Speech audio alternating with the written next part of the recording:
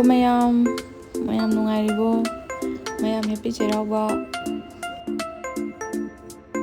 ngasi gi mathel je uti thongba ma taure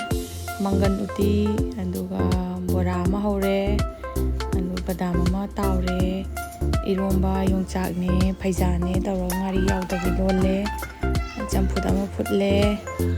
adegi singju ama tawsena taure ngari yaudabini thoidring beson singju thambo tawraga adu yana tawsalle hawdra mayam chara yemina tam adegi sakse makame si thoidring beson dina singju gini adegi sangom sana ama thonge sangom sana je yung lomda thonawagi mawong dura thongbani sangom hapaga ising yaudabida adegi paphor khara taure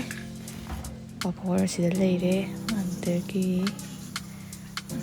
mangi amaga thonge hai thongba myahonjena haita thongbani kamai tawdona khangde chini khara hapsala adum thongi hauzik laigi sak thanaba seme sakse namme round tanaba na smai namme aduga adum la da hapaga chamna adum thadhoge sem sabu haiti mayam tawbudu uraga sum kara tawrini jaklu ama namme adegi henjang mathenje kara adum hapsalage uti thongba hapsalani adegi mathen athongba singdo adum kara hapage iromba hape adegi champut ama mathakta tonghalage champutse mathakta tonghalage aduga main hapteje kaino matangje chana hapage aduga singjuji suramdre kawina athu tawbaji marang bora hape paphor hape badam khara hapsalage singjuji amta totlaga oina hapage singjuji amta totki ngari yaudabida tottoini singjuji thum hapsale morok khara kahalaga niko aina tawise morokse yamba nate morokse aina hapido mari manga mungtangni adu morokse aigi oina di chap chadoini mayamgidi horen khara morokse hapsanbra kainom tawra main tawraga dum khangde puchu chujanne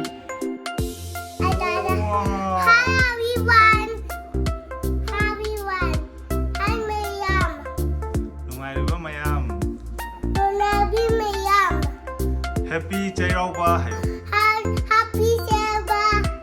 2024 Yaipare hairo Very good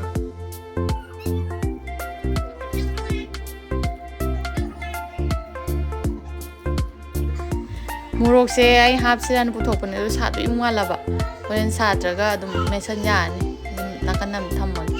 sadi sani phajana si hapadi sangam doibo mante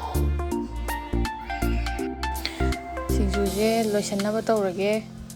koina mettuna mahi tarak patare mahi soin tarani dun thoidring beson angobje hapsallage anduga adum metlaga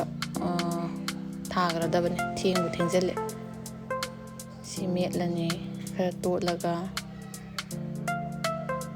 paphor je khara hapsiran tawbane hawdra khande adu paphor hapadi khara chubaga khara tuna chahawdradi loin petana hawidwa khara adum hapsallage singjuji punga hapaga punga hawbani dan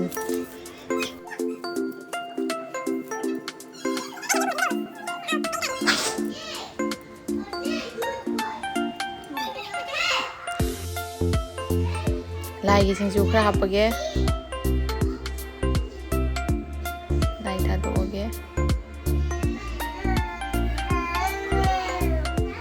smain tawraga cheraubaji dum tawnare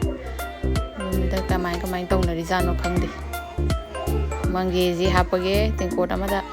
andi mahi khara langbani na tengkot sida sengbani ahanbani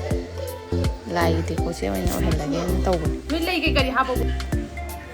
thadoge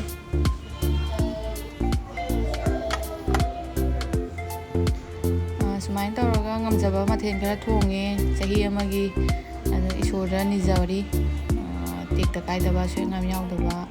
ꯏꯪ ꯆꯤꯛꯅ ꯄꯥꯟꯕ ꯂꯩꯕꯥꯛ ꯑꯗꯩ ꯑꯁꯣꯏ ꯑꯉꯥꯝ ꯌꯥꯎꯗꯕ ꯑꯅꯥ ꯑꯌꯦꯛ ꯂꯩꯇꯕ ꯅꯨꯡꯉꯥꯏꯕꯇ ꯑꯣꯏꯔꯁꯅꯨ ꯍꯟꯗꯛꯀꯤ ꯆꯍꯤ ꯑꯅꯧꯕ ꯂꯥꯛꯄꯁꯤꯗꯒꯤ ꯁꯖꯤꯕꯨ ꯆꯩꯔꯥꯎꯕꯁꯤꯗ ꯂꯥꯛꯄꯗꯒꯤ ꯅꯨꯡꯉꯥꯏꯕꯇ ꯑꯣꯏꯔꯁꯅꯨ ꯂꯩꯐꯔꯦ ꯏꯆꯥꯅꯨꯄꯤꯁꯤꯅ ꯍꯦꯟꯅ ꯊꯋꯥꯏ ꯌꯥꯎꯈ꯭ꯔꯦ ꯂꯥꯏ ꯈꯣꯏꯔꯝꯗꯣꯏꯒꯤ ꯉꯥꯏ ꯂꯩꯔꯦ ꯃꯥꯅ ꯑꯣꯏꯅ ꯊꯦꯡꯉꯦꯅ ꯉꯥꯏ ꯂꯩꯔꯕꯅꯤ ꯉꯁꯥꯏꯗꯒꯤ ꯑꯩꯉꯣꯟꯗ ꯇꯞꯄꯦꯅ two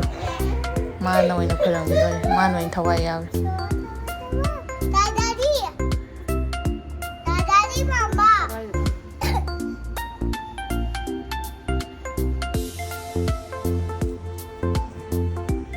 What's the last name? I'll put the one on the